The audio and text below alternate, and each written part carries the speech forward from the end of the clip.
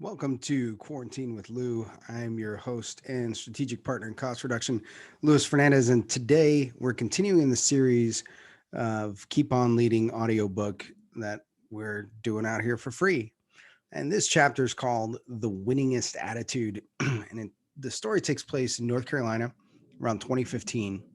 And I came into this job, I was working as a program manager for John Deere. And the first thing that my boss told me was that the morale of the team you're taking over is very low. And I heard this a lot. I've heard it many years of my career of being in leadership.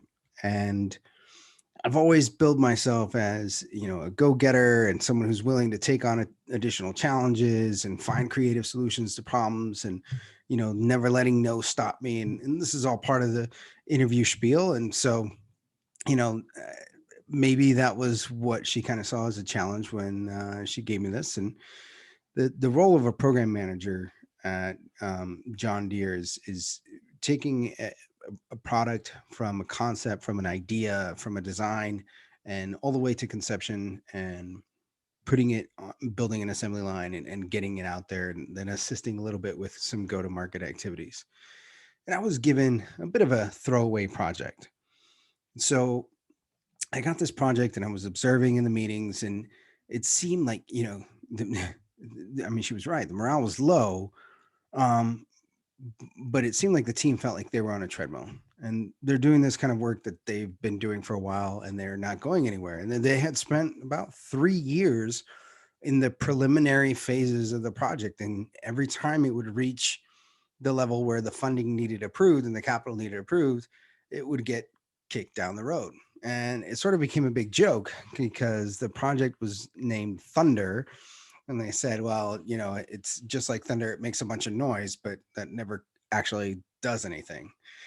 And I was, when I got to the team, I was coming off of a victory with a previous program that I had accomplished, kind of led a team, and in about 8 months and $250,000 brought a new product to market.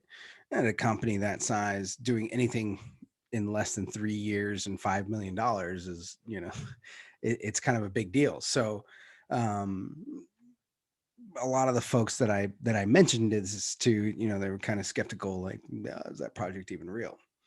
Um, so there's six phases to a program, and it's one is developing the business plan, then defining the project, then developing the product, then demonstrating it, and then implementing it, and then they call continuous improvement, where you just continue to improve upon usually your production operations, your factory operations. And for anyone that's familiar with the military decision making process, or MDMP, you'll see some particular parallels. But this project had never exited phase two, which was the project definition. So they had done a business plan, defined the product, and every time they went to develop it, they got kicked back. So for 3 years, they built a business plan, defined a scope, developed a schedule, built the prototypes, and then got denied funding. And then they go back to the business plan and do it again and again and again. And so it, it was like this slow death to the hope that the team had. Um, and so, the team members had kind of developed this sort of, they're not high performers because, as they kind of take on the failure of the project onto their own performance.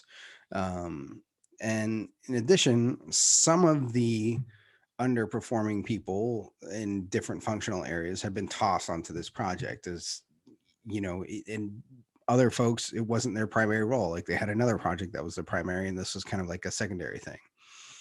And so here I come. I'm full of energy. I'm excited. I'm ready to take on this challenge. And, my boss was telling me this story of the years of the false starts and the back to the drawing boards, and spend hours giving me all this bad news. And, the return on this project is too low, like the ROI is too low, and your team is bad, and the engineers are lazy, and this is embarrassingly bad, and blah blah blah blah blah. And everything was just doom and gloom and talking bad. And you know, a lot of people probably would have taken that and gotten dismayed. And for me, I saw it as an opportunity. It was like, all right, well, um, I want to be the guy that's going to take this to the market. And in fact, no, I am going to be the guy that's going to take this thing to the market. And in addition, um, I'm never going to talk bad about this team. You know, I believe that everybody had something valuable, and they do. I mean, they bring value to the group, and I want to bring it out of them and not put people down. So after a few weeks, I started taking over meetings and pushing the plan. And, I was the guy who was pushing the team, and I had this positive attitude. And I was like, we're going to do this. We're going to make this. We're going to pass. We're going to get through this. And I mean, folks were very skeptical that we were going to get through that. And trying to motivate people to do their best and do quality work when they feel like they're wasting their time. I mean, that's a special challenge in and of itself. And so, I had to keep the final goal in mind and keep a positive attitude and meet the naysayers with confidence and assurance that this is going to pass. And each hurdle, confront it calmly, confront it with poise and conviction that we're going to find a resolution to this. And in the background, I kept open communication with the senior leaders and gauging their receptivity. So the people that are going to approve the funding for this, I'm kind of staying in contact with them, understanding what their thoughts are, what are their hesitations, what are the things that keeps them worried, why does this thing keep getting kicked back? And so this is in a way, for the sales folks, is understanding your client, right? Because these are the ones that are going to pay me for this product, and understanding them and what they need. And as a leader, kind of understanding, being able to lead up and down and sideways, at the same time. And so, as I'm having these conversations, I'm having with the same confidence, with that same positive, and just kind of exhuming that with everyone that I'm having a conversation with, and using this information to kind of gauge, okay, how do we steer this thing in the right direction? And then finally, the day came to present the project. And I knew which direction our leadership was going to lean, but because of their personalities and from having these conversations, I knew they needed to see these options. So for 8 hours, weeks of worth of work were culminated and presented into 4 different courses of action for our leadership to pick. So an 8-hour presentation. And the team had been through this before. They've gone through this. And this was kind of a critical moment. And several key members of the team that by this point they had started to get on board, and we were starting to click as a group. And as we approached the end of the presentation, we arrived at the decision slide, and I stood up in front of all of these directors for a Fortune 100 company. And I said, gentlemen, I implore you to make a decision today. This team has been through this presentation several times. They have explored every possible option. They've looked at every angle. And what you have in front of you are the only 4 ways of doing this program. Each one has a set of pros and cons, which we have presented to you today. But I can't stress how important it is that we leave today with a decision. We have snacks in the back.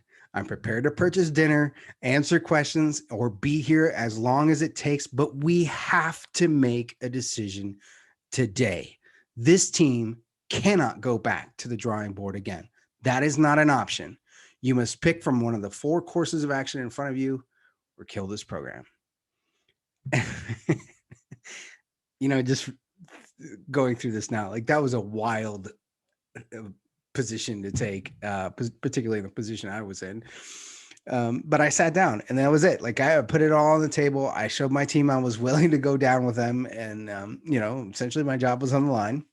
And I stood in front of people that far outranked me and gave them an ultimatum, and one which I had absolutely no authority to give, but I delivered it with that poise and certainty that I had used to lead the team to this point. And eventually the directors asked everyone to leave the room so they could discuss in private. And around dinner time, I was summoned to the room, and they had arrived at a decision. But before I told the team, they needed to inform the vice president, who was out of the country, and the final decision would not come until the next day. But I'm counting it as a victory. So they picked the smallest scope and that cost the least amount of money to create. And our plan was we were going to bring that product to market in 18 months. So the project that had sat on the shelf for 3 years was called Thunder. And we renamed it Project Lightning, a very real action with powerful results, high electric energy, in a short time. And over the next year and a half, the team delivered tremendous results and the morale was at a peak. And other employees in the building, they wanted to come and be on our team and work with us. And those, the low performing folks, they stepped up. They stepped up in tremendous ways. And we were clicking well together. And soon Project Lightning went to market and it surpassed every expectation and metric that was defined in that key meeting in the beginning and it stayed on schedule. It was under budget and delivered an ROI that was almost 3 times what was expected. And there were a lot of things that went our way over the course of those 2 years, and some of it was luck, and a lot of it was leadership. But I mean, none of it would have happened without a confident, can-do attitude to act as the spark for the flame. There are always going to be problems. Things will go wrong. Sometimes, even with the best effort and winningest attitude, you still fail. I can guarantee, however, that if you don't have a great attitude, your chances of failure go up exponentially. And your crappy defeatist attitude isn't inspiring anyone. So here's your action. Are you using negative words to describe your team? The truth is that teams are a reflection of their leader. So, what does that say about you? For the next month, take and make an effort to change your phrases. Rather than call someone lazy, take ownership and say, I need to find a way of motivating them more.